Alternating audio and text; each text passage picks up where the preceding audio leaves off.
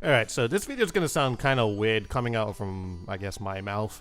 But for the past couple months, this particular weapon has become more problematic than ever, and especially the competitive community has been noticing the huge devilish epidemic that is the Splattershot Pro. Now, in a previous video about patch 4.5, I mentioned some things about the Splattershot Pro, maybe saying that it may not be too much of an issue, but now I can kind of see I guess from some other opinions that yeah, it is kind of an issue that it has the potential to two-shot the majority of the time with barely any RNG or anything like that, and I guess the fire rate and range that it does possess.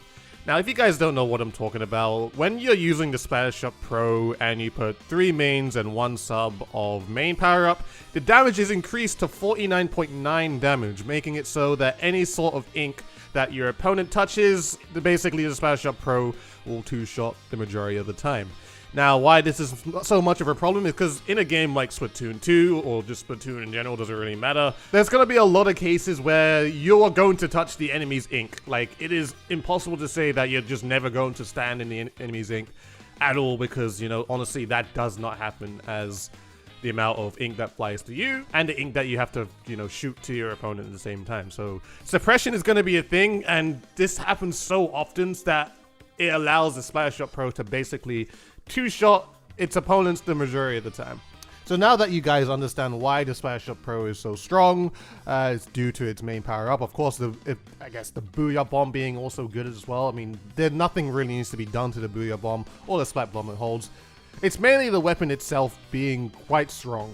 Now, the point of this video is my opinions of how this could be changed. Basically, if we were to nerf the Splattershot Pro, the most ideal situation that we would want is also to make it still usable in competitive.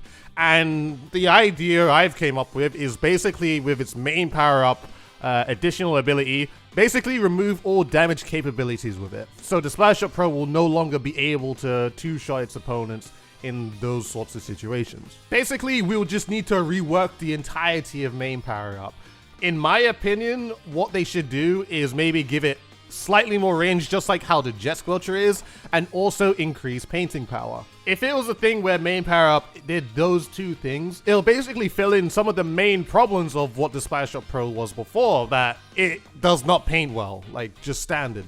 Giving it slightly longer range along with the main power-up will basically boost the consistency of the weapon hitting. I noticed this when using the Jet Squelcher when applying main power-up, that the consistency of the weapon, despite the range not being too much longer, it definitely feels a lot more consistent when you're shooting at your targets. In my opinion, I feel this would be the proper fix for the Splattershot Pro, mainly due to its two-shot potential being, I guess, 80% of the time.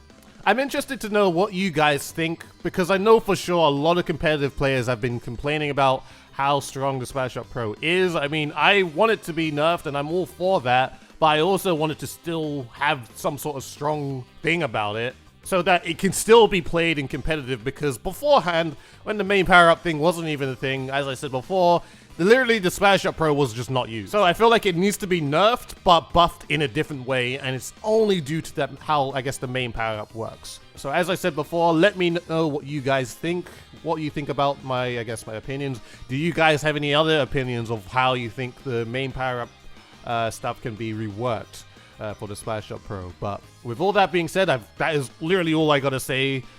I understand the Splattershot Pro is a little bit too strong, and we probably have to wait until it's nerfed till the next month. But yeah, that's pretty much all I gotta say. Hope you guys enjoyed this video. Please, if you did, please like, favorite, comment, and subscribe to the channel if you have not already. Follow me on Twitter and Twitch, both in the description below. Do it for both of you if you enjoy this. Make sure to hit the bell notification button in the not description below, next to the description button, to let you guys know when I'm streaming and whenever I do upload a video. And with all that being said, guys, I hope you guys enjoyed this video, and I shall see you guys in the next one.